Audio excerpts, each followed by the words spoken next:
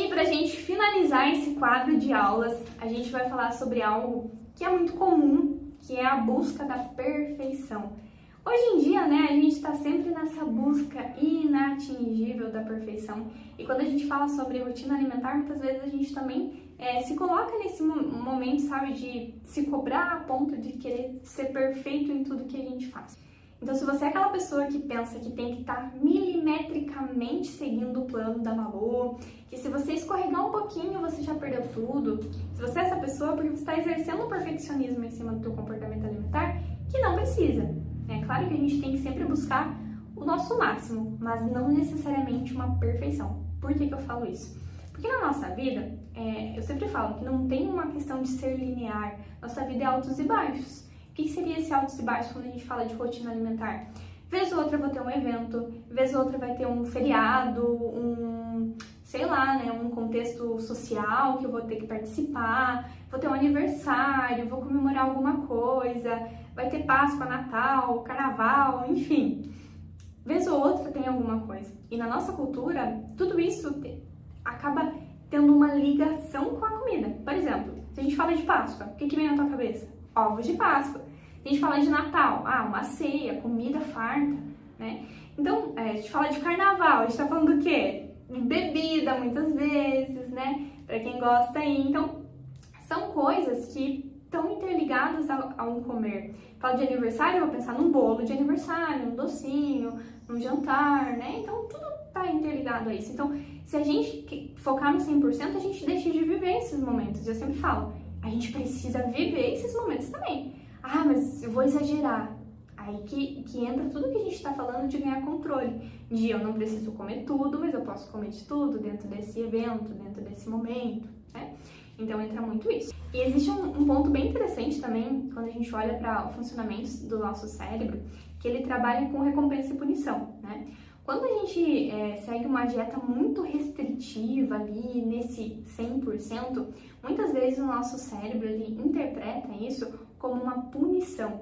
E é muitas vezes por essa razão que você não consegue dar continuidade para mais de 3 meses, por exemplo. Porque lembra que eu falei que o nosso cérebro não quer desconforto? Então jamais ele vai querer viver em punição. Então isso acaba sendo um sabotador também. Por isso que a gente se permitir vez ou outra, não tô falando aqui de se permitir todo dia, mas vez ou outra, isso vai ser importante. Por isso que eu falo sobre a regra do 80-20. Eu vou explicar um pouquinho para vocês como que funciona. Então, a regra do 80-20 é onde 80% da tua alimentação deve ser composta por alimentos nutritivos, pelo que está no teu plano alimentar, pela questão de controles, né, de comida saudável, e os 20% de permissões. O que são essas permissões? Isso que eu falei. Um evento, né, um docinho, uma sobremesa, uma refeição livre. Então, de você conseguir encaixar isso na tua rotina, para você, de fato, não buscar o 100%, mas você conseguir atingir um 80-20. Eu tenho certeza que isso vai te dar grandes resultados. E aí, só para vocês terem uma noção, vamos pensar que numa semana você faça 3, vamos colocar o mínimo, 3 refeições por dia.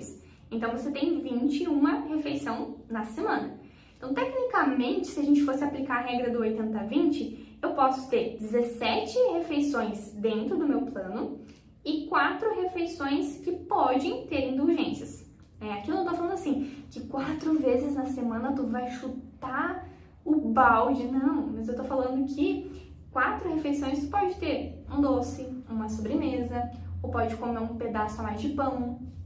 É nesse sentido, sabe? Eu posso abrir exceção para o bolo de aniversário da minha amiga. Nesse 80-20 você vai continuar tendo resultado, não vai precisar focar nesse 100%, não vai transmitir uma forma de punição para o teu cérebro e você vai conseguir seguir isso como um estilo de vida e não como uma dieta de início, meio e fim. Então, se fez sentido para vocês o que a gente conversou no decorrer dessas aulas, eu gostaria muito que você me desse um feedback. Vai lá na minha rede social, vou deixar aqui para vocês.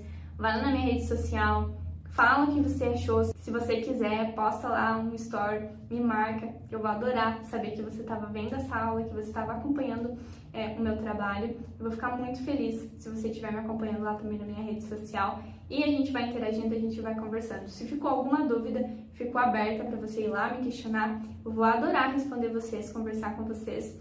E espero que a gente se veja em mais momentos como esse. Um abraço! Tchau, tchau!